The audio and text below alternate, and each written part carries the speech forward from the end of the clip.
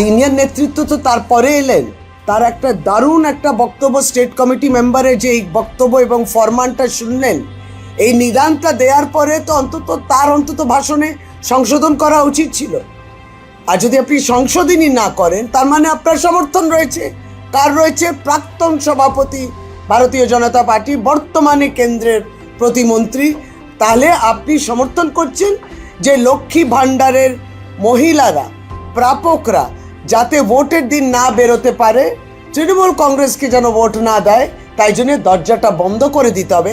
এটা তাহলে সুকান্ত মজুমদার এবং পার্টির বিভিন্ন নেতৃত্ব, বর্তমান সভাপতি সহ লিডার অফ দ্য অপোজিশন, প্রত্যেকেই কিন্তু এটাকে সমর্থন করছেন। কারণ এই বিষয় নিয়ে, এই বক্তব্য নিয়ে তারা কিন্তু কোনো প্রতিক্রিয়া জানাননি।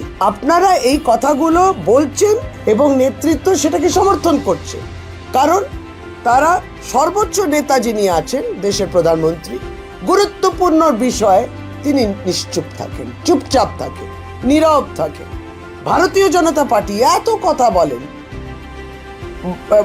মিথ্যে, বিভ্রান্তি, অনেক কিছু বলে, কিন্তু কই এটা নিয়ে তো কিছু বললেন না। আমরা তো দেখিয়ে দিলাম, করুক না, প্রেস কনফারেন্স করে একবারই বলুক, বহিষ্কৃত করুক, তাকে শোকজ করুক।